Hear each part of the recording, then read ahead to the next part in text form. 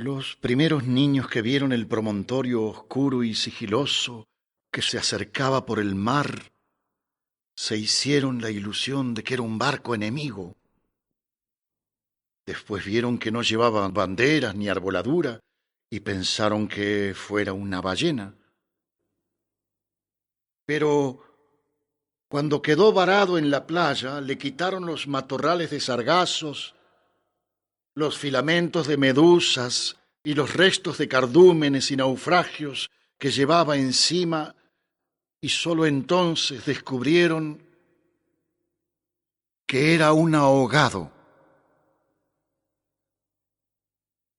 Habían jugado con él toda la tarde enterrándolo y desenterrándolo en la arena, cuando alguien los vio por casualidad y dio la voz de alarma en el pueblo. Los hombres que lo cargaron hasta la casa más próxima notaron que pesaba más que todos los muertos conocidos, casi tanto como un caballo, y se dijeron que tal vez había estado demasiado tiempo a la deriva y el agua se le había metido dentro de los huesos. Cuando lo tendieron en el suelo, vieron que había sido mucho más grande que todos los hombres, pues apenas si cabía en la casa. Pero pensaron que tal vez la facultad de seguir creciendo después de la muerte estaba en la naturaleza de ciertos ahogados. Tenía el olor del mar y sólo la forma permitía suponer que era el cadáver de un ser humano, porque su piel estaba revestida de una coraza de rémora y de lodo. No tuvieron que limpiarle la cara para saber que era un muerto ajeno. El pueblo tenía apenas unas 20 casas de tablas, con patios de piedra sin flores, desperdigadas en el extremo de un cabo desértico. La tierra era tan escasa que las madres andaban siempre con el temor de que el viento se llevara a los niños, y a los pocos muertos que les iban causando los años tenían que tirarlos en los acantilados. Pero el mar era manso y pródigo, y todos los hombres cabían en 7 botes. Así que cuando encontraron el ahogado, les bastó con mirarse los unos a los otros para darse cuenta de que estaban completos. Aquella noche no salieron a trabajar en el mar. Mientras los hombres averiguaban si no faltaba alguien en los pueblos vecinos, las mujeres se quedaron cuidando al ahogado. Le quitaron el lodo con tapones de esparto. Le desenredaron del cabello los abrojos submarinos y le rasparon la rémora con fierros de desescamar pescados. A medida que lo hacían, notaron que su vegetación era de océanos remotos y de aguas profundas, y que sus ropas estaban en piltrafas como si hubiera navegado por entre laberintos de corales. Notaron también que sobrellevaba la muerte con altivez, pues no tenía el semblante solitario de los otros ahogados del mar, ni tampoco la catadura sórdida y menesterosa de los ahogados fluviales. Pero solamente cuando acabaron de limpiarlo, tuvieron conciencia de la clase de hombre que era, y entonces se quedaron sin aliento. No solo era el más alto, el más fuerte, el más viril y el mejor armado que habían visto jamás, sino que todavía cuando lo estaban viendo no les cabía en la imaginación. No encontraron en el pueblo una cama bastante grande para tenderlo, ni una mesa bastante sólida para velarlo. No le vinieron los pantalones de fiesta de los hombres más altos, ni las camisas dominicales de los más corpulentos, ni los zapatos del mejor plantado. Fascinadas por su desproporción y su hermosura, las mujeres decidieron entonces hacerle unos pantalones con un buen pedazo de vela cangreja y una camisa de bramante de novia para que pudiera continuar su muerte con dignidad. Mientras cosían sentadas en círculo, contemplando el cadáver entre puntada y puntada, les parecía que el viento no había sido nunca tan tenaz, ni el Caribe había estado nunca tan ansioso como aquella noche, y suponían que esos cambios tenían algo que ver con el muerto. Pensaban que si aquel hombre magnífico hubiera vivido en el pueblo, su casa habría tenido las puertas más anchas, el techo más alto y el piso más firme, y el bastidor de su cama habría sido de cuadernas maestras con pernos de hierro, y su mujer habría sido la más feliz. Pensaban que habría tenido tanta autoridad que hubiera sacado los peces del mar con solo llamarlos por sus nombres, y habría puesto tanto empeño en el trabajo que hubiera hecho brotar manantiales de entre las piedras más áridas, que hubiera podido sembrar flores en los acantilados. Lo compararon en secreto con sus propios hombres, pensando que no serían capaces de hacer en toda una vida lo que aquel era capaz de hacer en una noche. Y terminaron por repudiarlos en el fondo de sus corazones como los seres más escuálidos y mezquinos de la tierra. Andaban extraviadas por esos dédalos de fantasía, cuando la más vieja de las mujeres, que por ser la más vieja había contemplado al ahogado con menos pasión que compasión, suspiró. «Tiene cara de llamarse Esteban». ¿Era verdad? A la mayoría les bastó con mirarlo otra vez para comprender que no podía tener otro nombre que Esteban.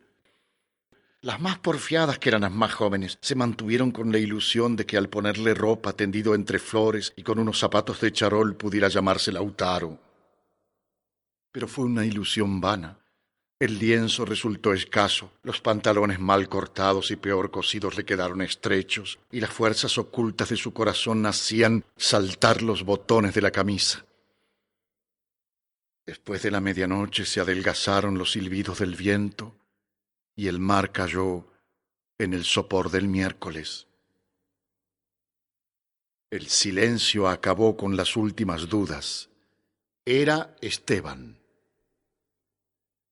Las mujeres que lo habían vestido, las que lo habían peinado, las que le habían cortado las uñas y raspado la barba, no pudieron reprimir un estremecimiento de compasión cuando tuvieron que resignarse a dejarlo tirado por los suelos. Fue entonces cuando comprendieron cuánto debió haber sido de infeliz con aquel cuerpo descomunal, si hasta después de muerto le estorbaba. Lo vieron condenado en vida a pasar de medio lado por las puertas, a descalabrarse con los travesaños, a permanecer de pie en las visitas sin saber qué hacer con sus tiernas y rosadas manos de buey de mar, mientras la dueña de casa buscaba la silla más resistente y le suplicaba muerta de miedo: «Siéntese aquí, Esteban, hágame el favor». Y él, recostado contra las paredes, sonriendo: «No se preocupe, señora, aquí estoy bien», con los talones en carne viva y las espaldas escaldadas de tanto repetir lo mismo en todas las visitas. «No se preocupe, señora, así estoy bien, solo para no pasar por la vergüenza de desbaratar la silla». ¿Y acaso sin haber sabido nunca que quienes le decían «No te vayas, Esteban, espérate siquiera hasta que hierva el café», eran los mismos que después susurraban «Ya se fue el bobo grande, qué bueno, ya se fue el tonto hermoso»? Esto pensaban las mujeres frente al cadáver un poco antes del amanecer. Más tarde, cuando le taparon la cara con un pañuelo para que no le molestara la luz, lo vieron tan muerto para siempre, tan indefenso,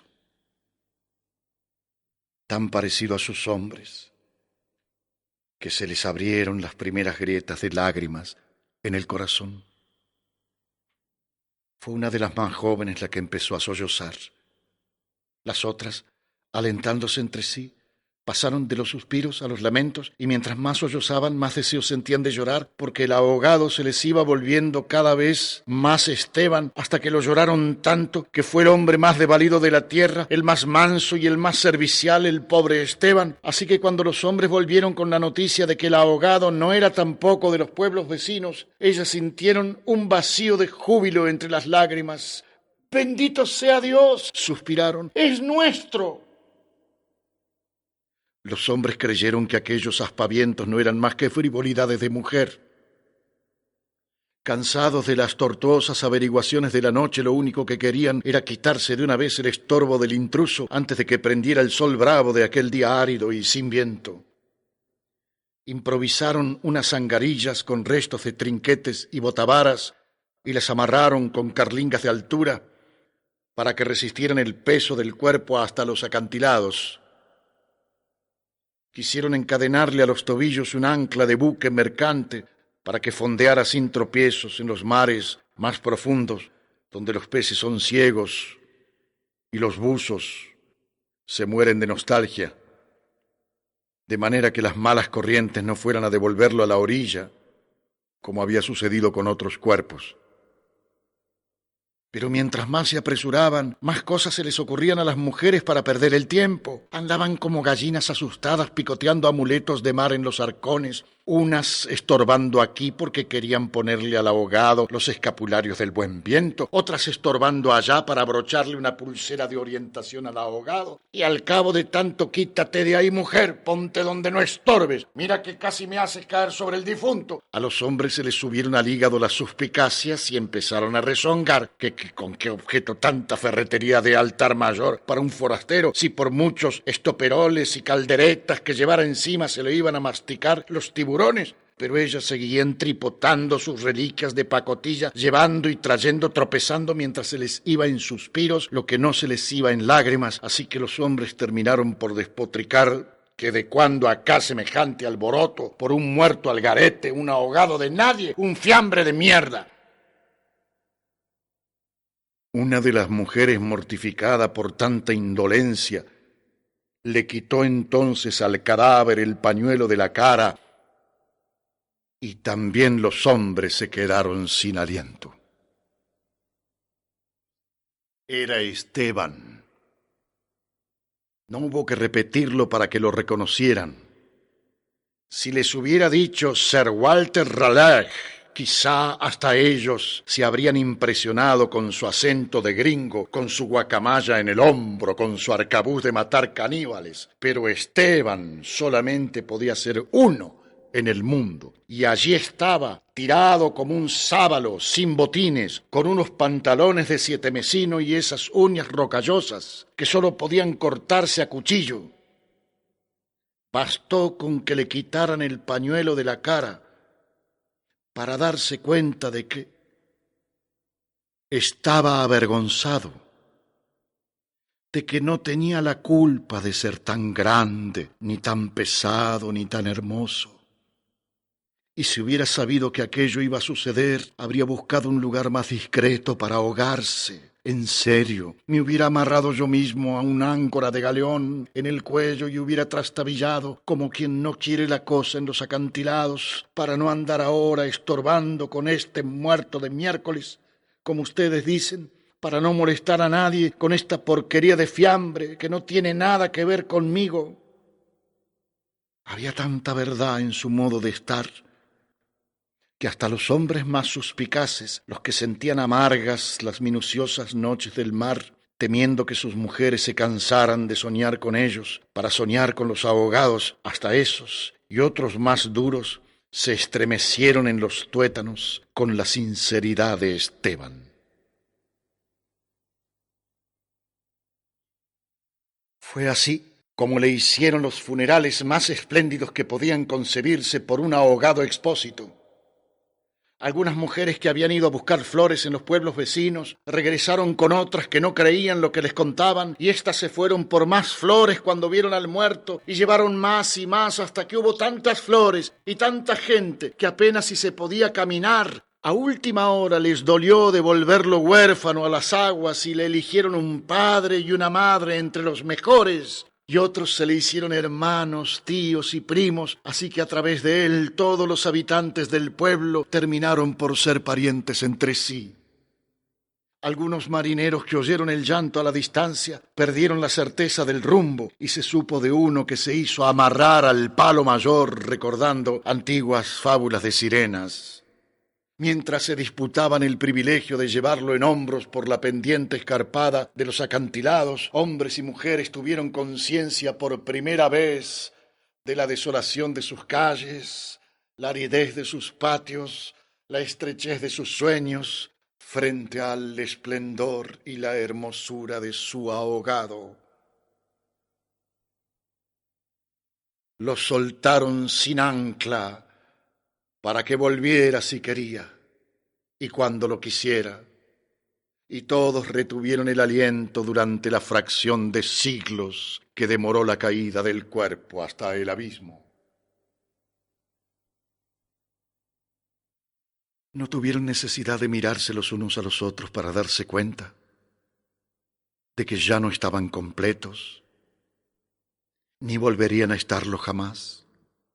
Pero también sabían que todo sería diferente desde entonces, que sus casas iban a tener las puertas más anchas, los techos más altos, los pisos más firmes, para que el recuerdo de Esteban pudiera andar por todas partes sin tropezar con los travesaños y que nadie se atreviera a susurrar en el futuro: ya murió el bobo grande, qué lástima, ya murió el tonto hermoso, porque ellos iban a pintar las fachadas de colores alegres para eternizar la memoria de Esteban, y se iban a romper el espinazo excavando manantiales en las piedras y sembrando flores en los acantilados para que en los amaneceres de los años venturosos los pasajeros de los grandes barcos despertaran sofocados por un olor de jardines en alta mar y el capitán tuviera que bajar de su alcázar con su uniforme de gala, con su astrolabio, su estrella polar y su ristra de medallas de guerra, y señalando el promontorio de rosas en el horizonte del Caribe dijera en 14 idiomas: miren allá, donde el viento es ahora tan manso que se queda a dormir debajo de las camas. Allá donde el sol brilla tanto que no saben hacia dónde girar los girasoles. Sí, allá,